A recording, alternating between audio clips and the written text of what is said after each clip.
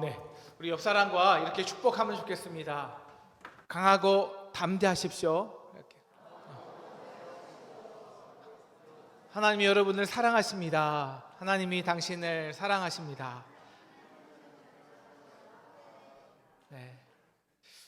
여러분 행복한 설을 보내시고 계신가요? 아멘. 너무 행복하신가 봐요. 오늘 설 때는 그렇게 많이 안 배웠는데 이번 주 설은 조금 많이 행복하신가 봐요. 네. 저는 이번 금요일 오전에 이제 어머니 댁을 갔다 왔고요. 또 오후에 저기 송도에서 판교로 저희 장인어른 댁을 이제 갔다 왔습니다. 보통 다 예배를 보는데 이번 주 설날에서는요, 우리 장인어른 댁에서는 예배는 봤는데 설교 시간에 말씀은 보지 않고 장인어른이 부산의 호산나 교회 아세요? 호산나 교회에서 최근에 간증한 영상이 있습니다. 그래서 그 간증한 영상을 보았습니다. 우리 해군 제독으로 전역한 저희 장인어른은 평생 해군 복음화에 많은 헌신을 하셨습니다. 최근에는 이제 해군 함정들이 한 500개 이상 되나 봐요. 그 500개 이상 함정에게 거기서 예배할 목회자가 없으니까 평신도 강부급을 목회자로 키워서 파송시키는 그걸 목적으로 하는 손원일 선교센터 이사장을 맡으시면서 그 선교센터를 건축하셨습니다. 그런데 그 건축 과정 속에서 한 번 부도를 맞고요, 또 3번 시행세가 바뀌는 등 극심한 어려움을 겪으셨습니다. 결과 지금 한쪽 눈에 이제 환반 변성이 시작되셨는데요. 그런데 결국 정말 하나님의 살아계신 신묘망측한 은혜로 원래 60억으로 예상되었던 이 모금액이 건축액이 90억이 되었는데 이번에 90억이 정말 하나님의 은혜로 완전히 모금이 되었습니다. 다 89%, 95%가 다 한국교회 성도님들이 한 모금이에요. 그래서 중국까지 잘 마치게 되었다는 간증이었습니다. 제가 하준이에게 언제부터 이 11조를 가르쳐야겠다는 그런 마음의 부담감이 있었습니다. 그런데 할아버지의 간증도 들었겠다, 좋은 타이밍이다 싶어서 제가 집에 오는 길에 하준이한테 이렇게 말했어요. 하준아, 너 이번에 저기 친할머니한테 또 고모한테 삼촌한테 또 그리고 저기 엄마 아버지한테 할머니한테 또 고고모 이모들한테 받은 세뱃돈 있지? 너 그거 다 11조에? 그랬더니 하준이가 깜짝 놀라는 거예요. 자기가 이미 작년부터 계획해 놓은 모든 계획이 여기 다 있대요. 그 돈을 뺄 여력이 없다는 거예요. 제가 그래서 한 번 더 나갔습니다. 그래? 그러면 작년 것까지, 너 작년에 받은 세뱃돈 있지? 추석 때 받은 거, 너 생일에 받은 거 다 있지? 그것까지 함께 계산해서 이번에 한 번에 11조 해? 그러니까 하준이가 네? 하고 놀라면서 그건 좀 하더니 저희 하준이가 막 이렇게 불평을 하는 스타일이 아닌데 막 저희한테 불평을 하는 거예요. 아니, 올해 세뱃돈 계획은 이미 다 세워놓았고 작년 거서 이미 다 썼는데 갑자기 작년 거까지 11조 하라면 어떡하냐, 11조가 올해 거 하는 게 11조, 작년 거 하는 게 11조냐 막 이러면서. 그리고 뭐 친구들은 자기 세뱃돈 다 쓰는데 아니 뭐 나쁜 데 쓴다는 것도 아니고 악기 사고 싶나 봐요. 악기 산다는데 너무한 거 아니냐. 그러니까 엄마가 야, 너 11조가 뭔지 아냐? 그러니까 10분의 1 드리는 것이죠. 올해 거요. 그래서 제가 개입을 좀 했습니다. 그래서 너 오늘 할아버지 간증 들었지? 그리고 저희 친할아버지죠. 친할아버지 이야기, 또 그 덕에 잘 살고 있는 저의 이야기까지 해 주었습니다. 그래서 11조란 우리가 받은 모든 것은 선물이기 때문에 드리는 거야. 그러니까 아빠는 강요 안 할게. 네가 작년 것부터 할지 아니면 올해부터 11조 할지 네가 결정해. 조금 고민을 하더라고요. 그러더니 작년 것까지 할게요. 오늘 그래서 11조 했습니다. 그래서 그리고 끝났는데 그 다음 말에 제가 마음이 조금 하준이가 뱉은 혼잣말에 마음이 조금 걸렸습니다. 아유, 그럼 하는 수 없이 요번에 그 기타는 추석 때나 사야죠. 뭐 그게 좀 걸렸어요. 그래서 제가 집에 가서 돈이 좀 부족한 5만 원을 주었습니다. 그래서 야, 너 이거 보태서 사. 그랬더니 완전히 얼굴이 환해지고 애가 기분이 짱해져 갖고요. 너무 기뻐하면서 아빠 이거 5만 원 내가 5천 원 11조 하면 되지? 하고 받아갔습니다. 벌써 이 11조가 각인이 된 것이죠. 제가 올해부터 하준이에게 11조를 좀 가르쳐 주려 하는 목적이 있습니다. 그것은 하준이의 마음 근력을 길러주고 싶어서예요. 요새 아이들이 착한데 좀 마음이 약하잖아요. 그 11조를 한다는 것은요, 이 땅에서 살아계신 하나님과 구체적인 관계를 맺어가는 훈련이에요. 그래서 우리 지난주 말씀처럼 매달 첫째를 드림으로써 야, 하나님이 나를 이렇게 관심 가지고 사랑해 주시고 나를 책임져 주시는구나, 이게 조금씩 마음에 각인되고 마음에 새겨지는 것입니다. 그래서 야, 너 좀 시험 못 봐도 실패해도 상관없어. 주눅들지 마. 하나님 네 편인데. 야, 살아계신 하나님이 이 땅에서 내 아빠인데, 아버지인데 뭘 걱정해? 이 마음 근력을 키워주는 것이 목적입니다.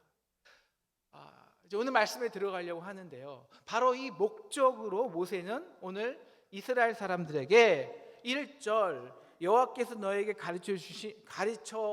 가르치라고 명하신 명령과 규례와 법도를 너희가 자녀들에게 가르치라는 겁니다. 그럼 그들이 가르쳐야 될 것이 뭘까요? 우리 구약에서 가장 중요한 구절이죠. 그리고 유대인들이 쉐마라고 해서 매일 아침 암송하는 것입니다. 바로 4절 5절인데요 우리 4절 5절 함께 우리 크게 읽도록 하겠습니다. 시작. 이스라엘아 들으라. 우리 하나님 여호와는 오직 유일한 여호와시니 너는 마음을 다하고 뜻을 다하고 힘을 다하여 내 하나님 여호와를 사랑하라. 아멘. 이것을 어디에다 가르치는지가 중요합니다. 어디에다 가르치려고 할까요? 우리 6절 보실까요? 이것을 너는 마음에 새기고. 네, 마음입니다. 머리가 아니라 마음이에요. 이 마음에 새기고 각인시킨 것, 그래서 하나님이 나를 사랑한다는 것, 이것이 이제 너희가 앞으로 너희 자녀들이 가나안 땅에 들어가서 영원히 복을 받게 될 능력이 된다는 거예요.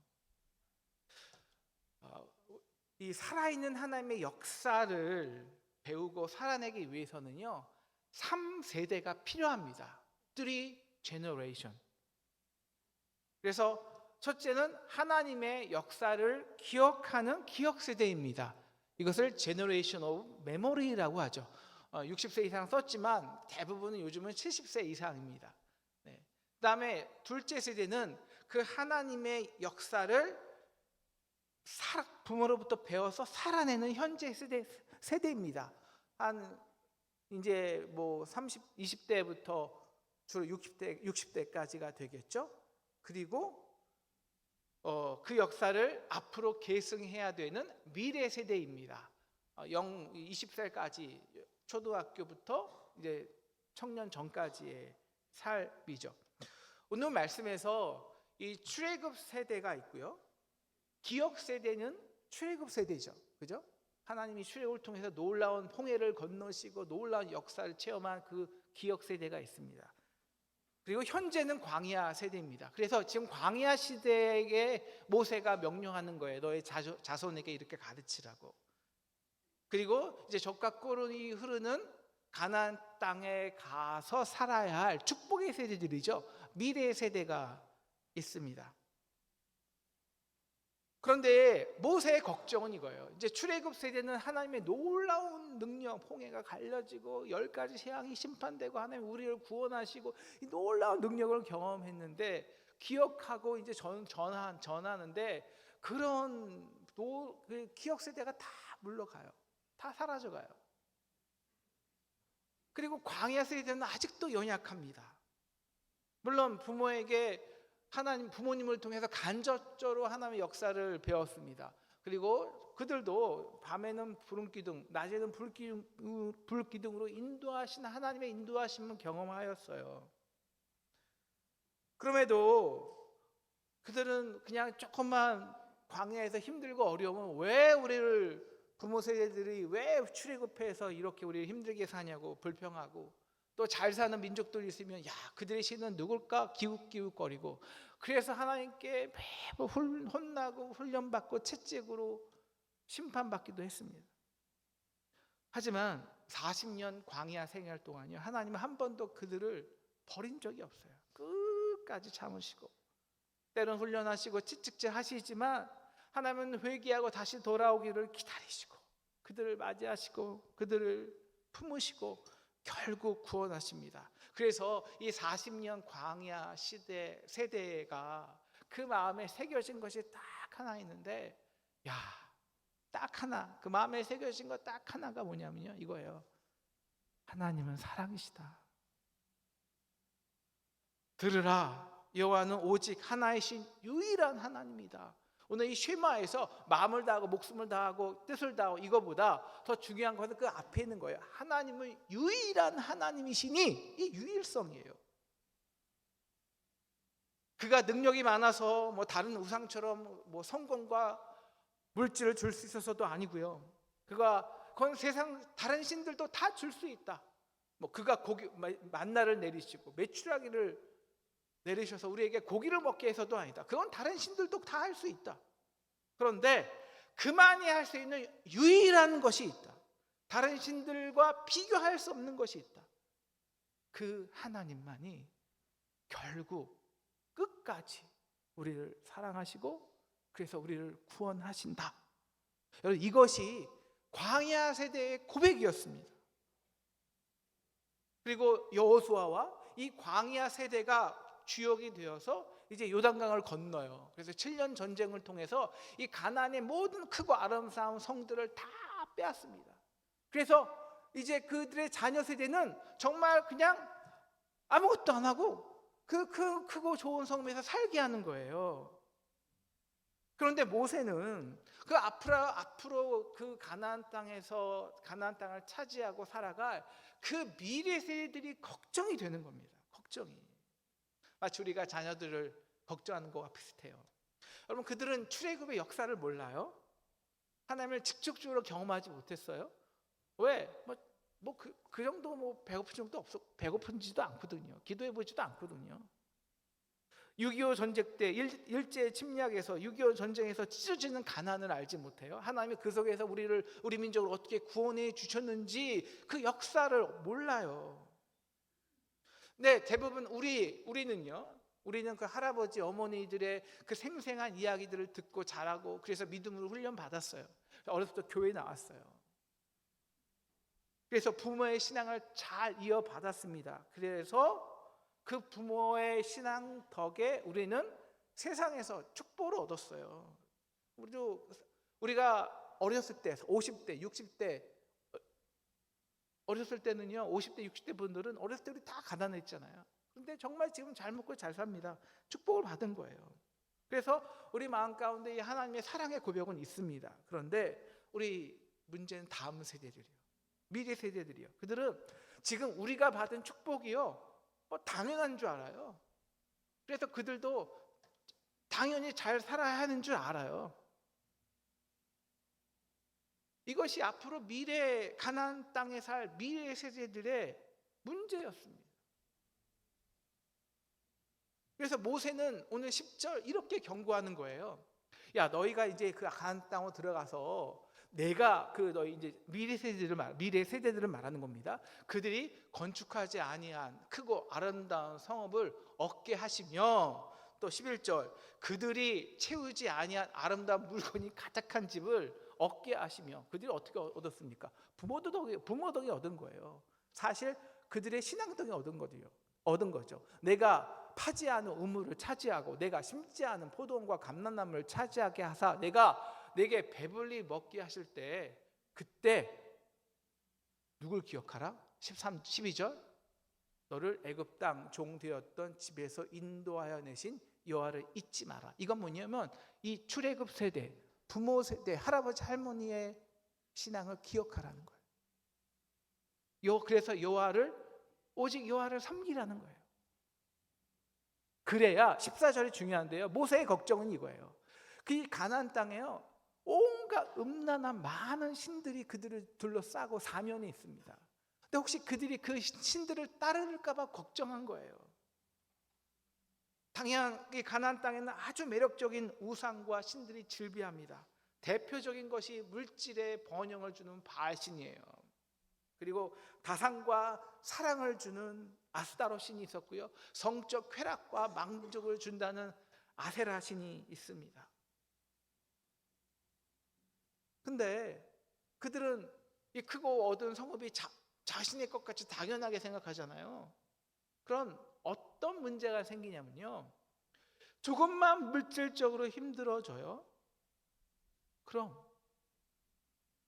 하나님을 경외하고 인내하고 끝까지 우리를 사랑하시는 하나님을 인내하고 경험하기보다는 그냥 바로 쉽게 물질을 주는 바알로 가는 거예요.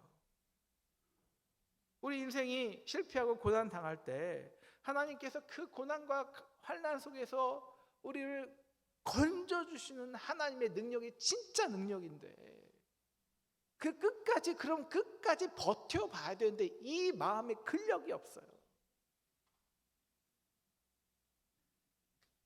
그래서 유일한 하나님, 이 하나님을 경험하지 못하는 거예요. 왜? 하나님과의 실제적 관계, 마음으로 각인된 게 없어요.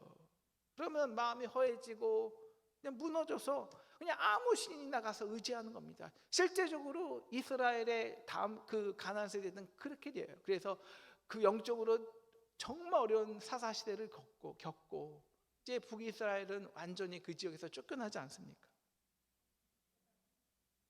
요즘 그 사회와 가정에서도, 가정의 관계도 마찬가지입니다. 좀 우리가 어려움이 생기면요, 믿음으로 다 인내해야 되는데 그냥 마음이 무너져요. 그래서 직장을 쉽게 바꿉니다.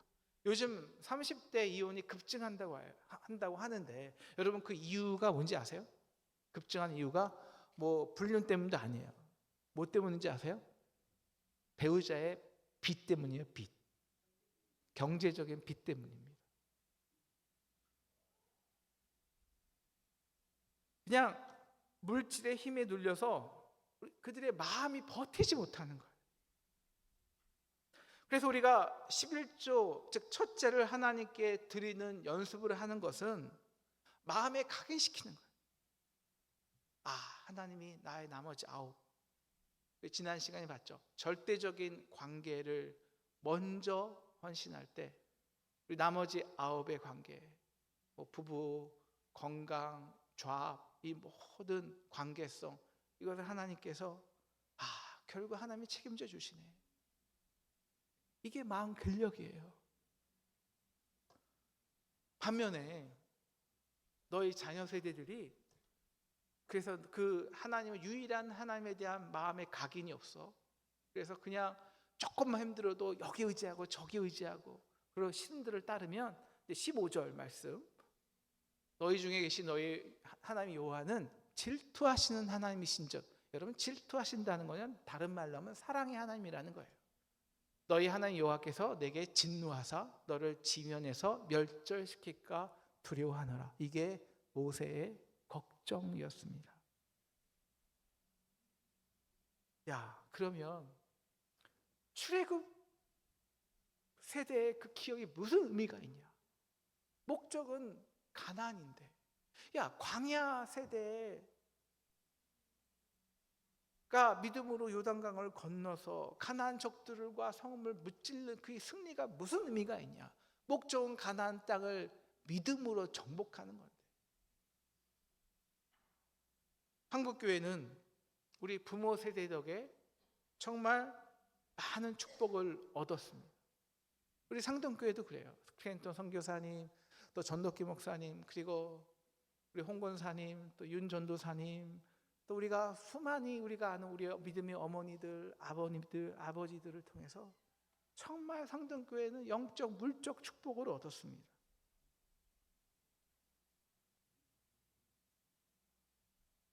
그런데 지금 우리가 그 축복을 가르칠 다음 세대가, 현재 세대와 다음 세대가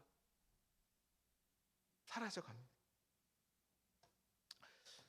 저희 그 할아버지가 저희 증조 할아버지죠. 저희 할아버지 말고 그 하나 위인 증조 할아버지가 손자뻘이 되는 손자 되는 우리 아버지를 참 귀엽게 여기셨나 봐요. 그래서 원래 소사에 사셨는데 가수원 때 그 아버지에게 직접 그 땅을 유산으로 남겨주셨어요. 아들이 아니라 그 바로 이 손자에게. 그 결혼할 때 이제 아버지 어머니가 그 땅은 이제 옛날에 이제 이 목회를 한다는 건요, 자녀 교육은 꿈을 포기하고 살아야 했습니다. 워낙 월급이 적어서. 그래서 이거는 그래도 하나님이 우리 자녀들을 교육시키라는 하나님께 주신 것인가 보다 하고 감사함이 있었는데, 아버지가 부천에 가면 성산교회 있거든요. 그 성산교회를 이제 담임하실 때 제가 태어나기도 전입니다. 제가 태어나 그쯤이죠. 그쯤에 이 성산교회를 크게 이제 건축을 하셨는데, 여러 가지 건축 때문에 이 빚에 쪼들리고 너무 교회가 어려웠던 거예요. 그래서 믿음으로 결단을 하시고 그 땅을 처분해서 그 빚을 해결하셨습니다. 제가 이제 그 미국에서 이제 박사학위를 받을 때 아버님이 이제 오셔서 정말 뭐 아버님은 내색하는 분이 아닌데 굉장히 환하게 웃으시고 정말 감사하신 거예요. 그러면서 어머니가 그 모습을 보더니 이제 우리 자녀들에게 가르치는 거예요. 왜 그렇게 웃으셨는지. 그거는 아버지가 그 땅을 이제 파실 때 하나님, 이제 우리 자녀들의 교육은 당신께 맡겨드립니다. 당신이 책임져 주세요. 이 믿음의 고백을 했다는 거예요. 그리고 나서 이제 보니까 저의 자랑이 아니라 정말 그 아버님의 그 은혜 덕분이거든요. 그래서 저희 삼남매가 정말 다 장학금 받아서 뭐 부모님이 돈을 보내준 게 아니라 장학금 받아서 다 미국에서 박사학위를 받은 거예요. 제가 그 이야기를 해주면서 저는 그 하나님의 사랑을 인정할 수밖에 없잖아요. 왜? 그 역사를 아니까. 근데 문제는요, 하준이에요. 뭐 하은이는 없지만 이번에 하준이가 양찍 돌아다니면서 할머니, 할아버지, 삼촌, 고모, 이모 이렇게 쫙 돌아다니니까 이 받은 돈이요, 이건 제가 중학교 때는 뭐 생각지도 못한 큰 돈이더라고요. 정말. 근데 그게, 야, 네가 얻은 돈이냐? 그게? 근데 그래서 맨 처음에는 하준이가 그냥 그 돈을 받으면 저금했어요. 그리고 저희 부모에게 주거나, 그러니까 주거나 했는데 이게 중2 때부터 작년부터죠. 이게 자기 거라는 인식이 생기더라고요. 내 거래요. 틀린 말은 아니죠. 근데 제가 그 말을 들은 순간 마음에 큰 염려가 생긴 거예요. 야, 하준이의 마음에 물질의 힘이 각인되기 전에 내가 먼저 하나님의 사랑을 새겨야겠다, 위기의식이 들었어요. 아니면 그가 요즘 우리 대학생들 아르바이트 해보지만 여러분 1년 10만 원, 20만 원이 얼마나 어렵게 버는 돈인데요. 근데 그가 물질이 부족할 때, 건강을 잃었을 때, 주변 관계에 어려움이 생겼을 때 그가 끝까지 버텨야 되는데 돈 없다고, 어렵다고 포기해버리면, 그래서 그 마음에 새겨진 하나님으로 인해 끝까지 버티게 하는 11조 훈련을 시작한 거예요. 그래서 이것을 가르치는 것이죠. 그래서 가르치는 것이 오늘 5절 말씀, 4, 5절. 아주나 너 들어. 우리 하나님 여호와는 오직 유일한 하나님이시니 너는 마음을 다하고 성품을 다하여 내 하나님 여호와를 사랑하라. 야, 너가 이제 이 인생에 실패하고 혹은 내가 큰 잘못해서 직장에서 혹은 내 주변 모든 사람들이 떠나갈 때 유일하게 그때도 너를 떠나지 않고 끝까지 사랑하는 사람이 있다고. 바로 너의 하나님, 아버지의 하나님이야. 이 아빠 엄마는 너를 끝까지 지켜줄 수는 없어. 내가 착각하는 게 우리 아빠 엄마도 굉장히 부족해. 그리고 우리의 생명이란 게, 물질이란 게 얼마나 오래 갈지도 몰라. 그런데 아빠는 걱정 없어. 왜? 아빠가 아는 것이 있거든. 바로 아빠보다, 엄마보다 너를 비교할 수 없이 하나님이 너를 사랑한다는 거야. 그리고 하나님은 부족함이 없다는 것, 그리고 그렇게 아빠 엄마를 사랑해 왔다는 것. 우리가 홈커밍 데이 때 현재 세대들과, 꼭 자녀가 아니더라도 우리 주변의 현재 세대들과 자녀 세대를 초청해야 하는 이유가 있습니다. 첫 번째는요, 여러분 3세대가 없는 가정과 교회는, 나라는, 우리나라가 문제잖아요. 그래서 어떤 기업은 아이 낳으면 1억씩 준다고 하지 않습니까? 우리 교회는요, 똑같은 처지인데.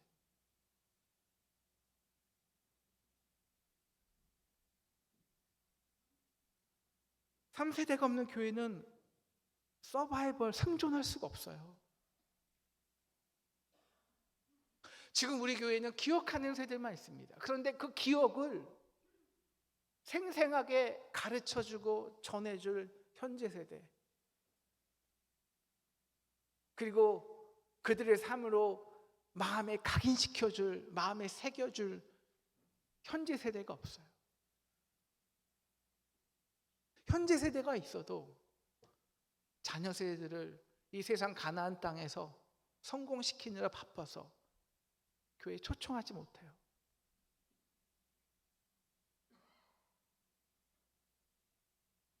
우리가 그들을 초청해야 하는 이유는 여기에 있습니다. 그들의 마음에 이 세상의 물질의 힘, 다른 인간적인 힘이 새기기 전에 그들의 마음에 하나님이 새겨져야 하기 때문입니다. 아멘? 아멘이 부족하신데요. 네, 여러분 정말 그것뿐이 없어요. 우리가 우리 자녀들을 얼마까지 책임질 수 있는데요. 하나님이 그들을 책임져 주셔야 하는데요. 그건 딱 하나예요. 그들이 하나님을 사랑하는 것, 마음에 새기는 것. 지금 우리 자녀들이 살아가는 이 땅은요, 가나안 땅보다 훨씬 더 강력한 바알, 성적 쾌락의 아세라 신들이 판을 치고 있어요. 조그만 아이들이 그 작은 유혹과 환란에 아이들이 그냥 넘어져요.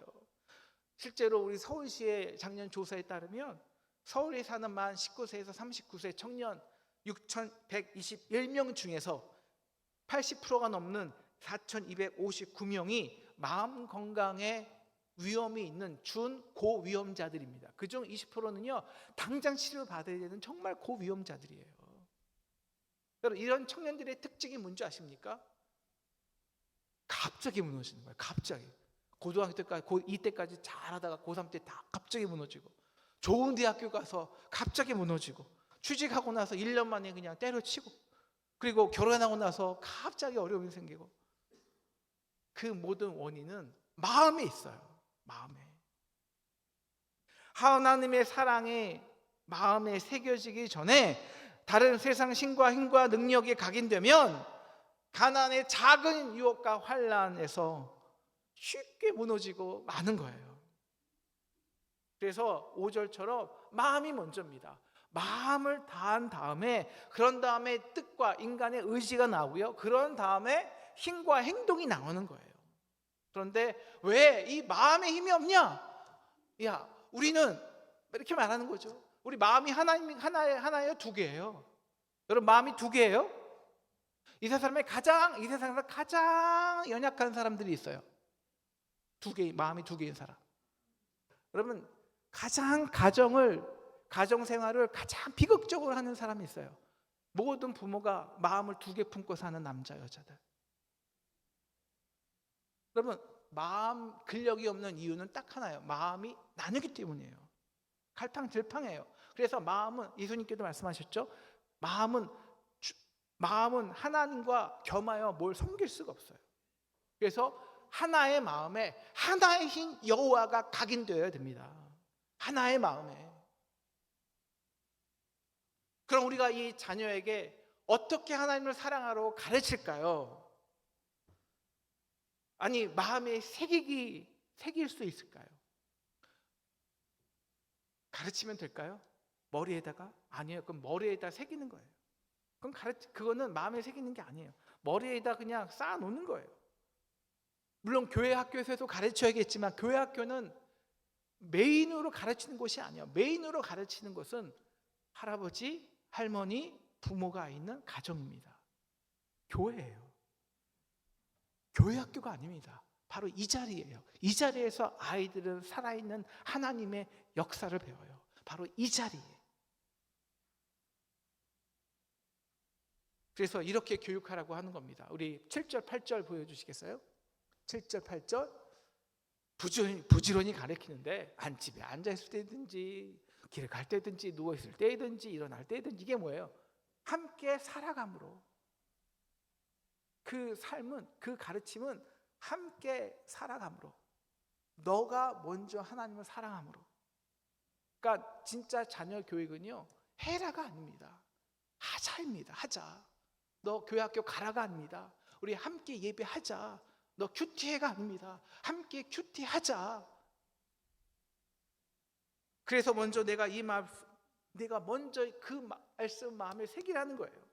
내 손목에 기호를 삼고 내 미간에 표를 삼으라는 거예요. 문설주에 붙여서 가까워오는 길에, 즉 너의 삶의 모든 삶을 통해서 내가 먼저 하나님을 사랑하는 것을 경제적으로 너의 모든 삶의 시간에서, 우선순위에서 보여줘라. 그래야 각인된다. 그래야 그들의 마음에 새긴다. 가르치는 것은 머리에만 새겨집니다. 그런데 함께 경험한 사랑은 마음에 새겨지는 거예요. 사랑하는 상동 성도 여러분, 교회든 가정이든 3세대가 꼭 필요합니다. 기억세대, 현재세대, 미래세대. 오늘 우리가 5월 달에 초청하는 이 홈커밍 데이에 초청할 VIP를 쓰는 날입니다. 오늘까지 먼저 제 마지막으로 쓰는 날인데요, 많은 분들이 아직 못 내셨어요. 그러면 우리가 데리고 오는 거 아닙니다. 쓰는 거는 함께 기도하자는 거예요. 함께 관심 갖자는 거예요.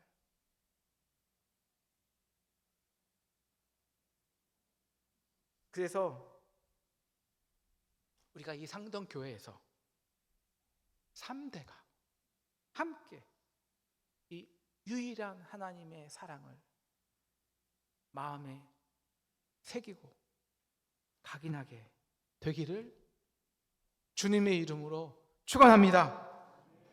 그래서 우리 자녀들이 이 가나안 땅에서도 출애굽의 역사를 잊지 않도록 합시다. 그래서 우리 광야 시대의 하나님을 배우도록 합시다. 그래서 우리의 가정이 주님의 가정이 되고, 그래서 작은 천국을 누리는 참된 행복을 누리는 저의 교회와 여러분의 가정 되기를 주님의 이름으로 축원합니다.